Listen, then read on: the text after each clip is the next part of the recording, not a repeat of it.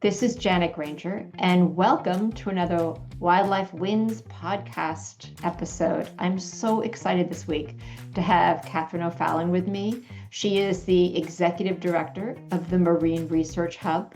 I'm going to let her tell you what that's all about, but I just first want to thank you so much for being with us today. It's wonderful to have you, Katherine. So you want to explain to everyone exactly what the Marine Research Hub is and what you do in the areas of wildlife and the environment.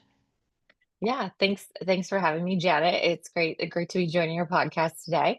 And so my role with as the executive director for the Marine Research Hub, we are a nonprofit based in South Florida with the goal of supporting really research commercialization so that the research solutions can get outside of the lab so that they can create jobs and build businesses. But ultimately, the goal is to take care of our greatest asset, which is our marine and coastal environments. Um, and that's really the focus of the Marine Research Hub is our goal is to connect the dots from all the different academic institutions to the accelerators and incubators to private funding, government entities for pilots and deployment, and just the overall community and educating everybody about the opportunities to take care of the environment and make money at the same time, build businesses, but it's really about the blue and ocean economy opportunities. So that's our mission. Yeah, and I have to tell the people who are listening or watching right now that I actually have an in because living in South Florida, I got to see you guys at work and the incredible work that you're doing, basically helping all these different or as a nonprofit, helping all these other organizations, some of which were for profit, some of which were in incubator stage, some were nonprofit, but basically pulling everybody together. Um, Around what you've been calling the blue economy and preserving our oceans. I mean, the work you've done with the reefs and everything else is just fabulous. So what I'd like you to do is if you can think for just a minute of one or two of your success stories, I would love for you to just share some of the stuff that you have been doing that you're either most recently proud of or maybe the biggest accomplishment that you guys have achieved. Oh, wow. I have to try to narrow. We've been doing a lot lately, which is really great. It's busy is really good. It's just how much time we have. It might be limited. I really Right. love what like you said earlier, you've been able to see kind of some of the growth that has happened with the Marine Research Hub. We were really, founded a number of years ago in 2017 by a group of business members in the community. And then I was able to come on board in 2022, and really we've taken off and really created more traction and exposure. And I always tell people my goal is to connect people and then kind of get out of the way so things can get done.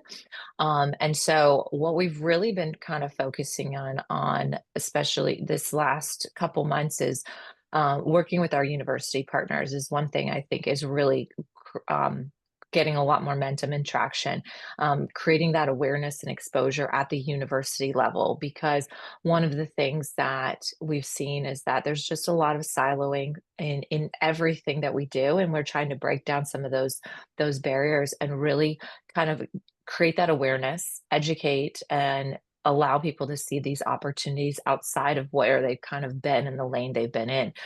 So this year we've really working on closely, getting out and just kind of telling the story of the opportunity. It's all about awareness and engagement, I think, and creating that visibility with all of our main partner universities, Florida Atlantic University, Florida International University, Nova Southeastern University, and University of Miami. They've all been on board since the beginning, but now that I'm able to go and really create those relationships, we're building things up even more. And so right now we're really focusing with FAU and NSU with some opportunities. We're supporting a business pitch competition with a blue ocean track this year at FAU.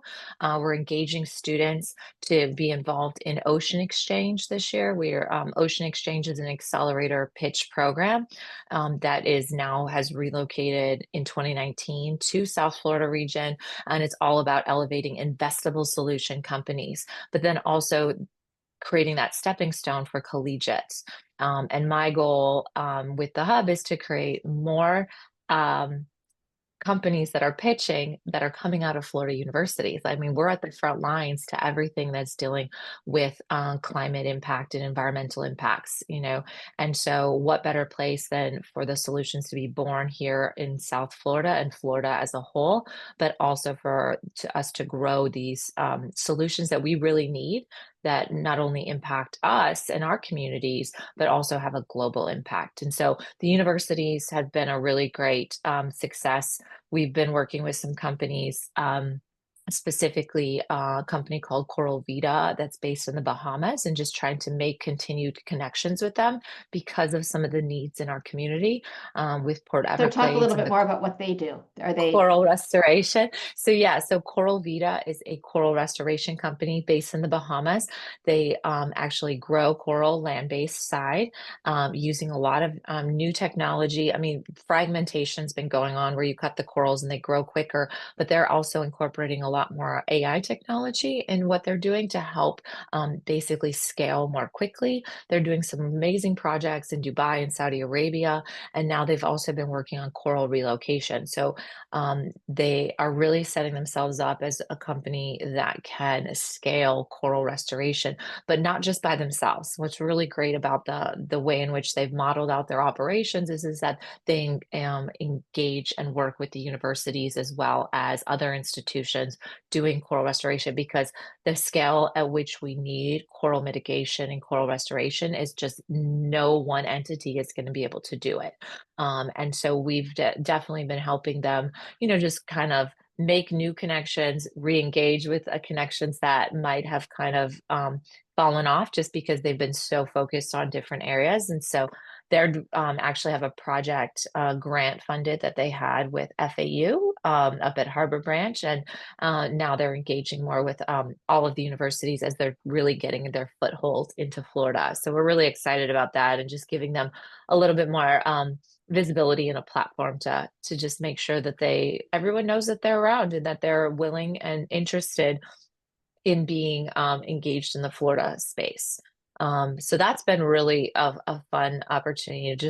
I love telling, the stories of these companies and how they're growing up, and how they're expanding, and seeing those connections be made for pilots, for introductions to universities as they continue R&D, interns, that because some of these companies need interns, and this universities they want their students to have internships, and just kind of really, like I said, making those connections. And then one of the things that we started this year as well is we're joining the podcast world like yourself, and we started a podcast that is called the Blue Economy Podcast, with the idea of creating a little bit more exposure and awareness outside of Florida, to tell the story and give insight into the opportunities in the blue economy, but then start highlighting some of the companies that we're working with.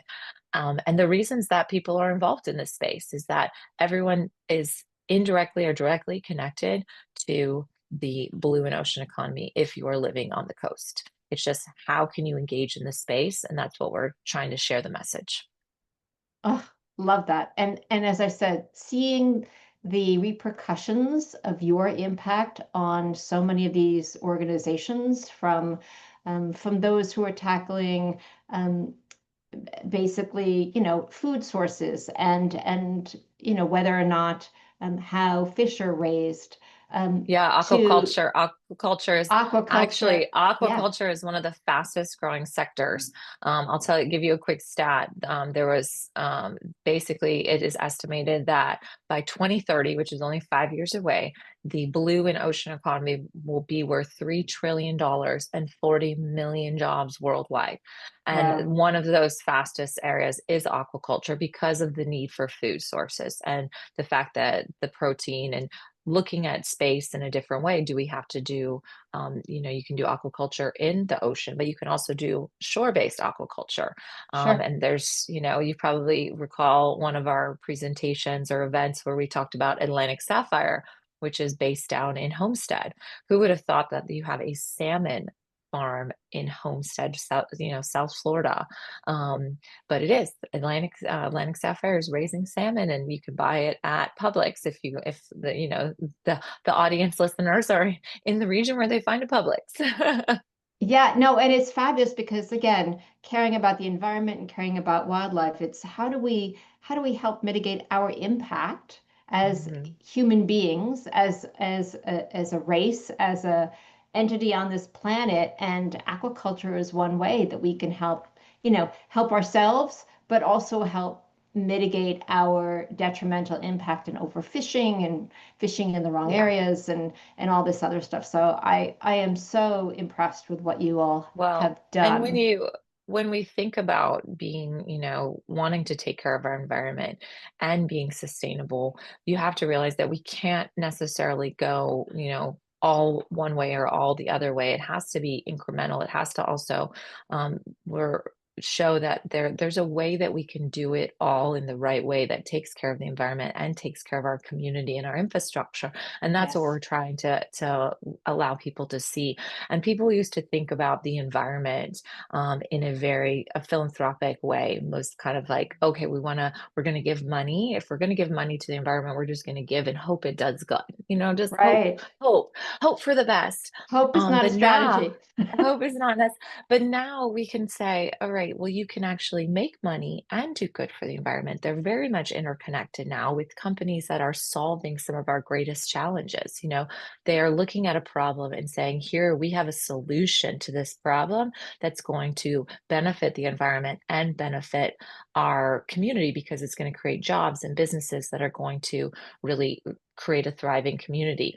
And so now you can make money and do good for the environment. And then those other entities that are going to be more philanthropic, now you can actually give that money that you're making philanthropically. So it's actually going to enhance the impact because there are areas that we just have to do good. We really do have to do put money just to take care of it. But there are areas that we can build up the community and take care of our resources. And that goes back to, tourism. I mean, people are coming to the areas in the coast. It doesn't matter if it's Florida or if it's California, you're coming and wanting to live and be a part of the marine environment for a reason. But if that reason is no longer there, if it's the coral, if it's the fish, if Right. that reason is gone, you're losing that economic impact. So it's very much a hugely tied together. And that's where you talk about ecotourism and sustainability, and all of these things are all intertwined and connected. Absolutely. And that's why I was so thrilled that you agreed to be on this podcast because it's about wildlife wins, win, win, win, right? Wins for Hmm. us, wins for wildlife, win for the environment, win for all around. So, Hmm. how can people, aside from your new podcast, which is fabulous, how can people learn more about the Marine Research Hub and get more involved, perhaps? So, yeah, excellent. So, yeah, follow us. The Blue Economy podcast is on YouTube as well as all the areas that you will find your podcast platform, Spotify, whatever all those things are. Blue Economy podcast, follow us on that. And then also, you can check out our website with the marineresearchhub.org. We have information and some clips on some of the companies that we're trying to help elevate. And the best thing Excellent. about our organization, we're a nonprofit. We do not take any equity from any of the companies. It's really about elevating our community, and then companies are starting to, come in and support us with partnerships and sponsorships. And so, if you're interested in engaging, just sign up for our newsletter as well and follow us on social media. I don't know all of our handles on social media. Marine Research Hub _ but if you go to our website, you'll be able to They're click all on and, the and find website, I'm all those sure. links. Yeah. All those links, yes. I'm terrible at remembering the social media handles, but marineresearchhub.org. Awesome. Well, thank you so much, Katherine, Executive Director of the Yeah. Marine Research Hub, for all the work that you have been doing and are in the middle of doing and will continue to do when it comes to the blue economy and how that can help with wildlife wins in the environment. Thank you so much for being here today. No. Thank you, Janet. Thank you so much for creating this podcast and really elevating, the opportunities to engage people in supporting this space. It's definitely great. So thank you for what you're doing.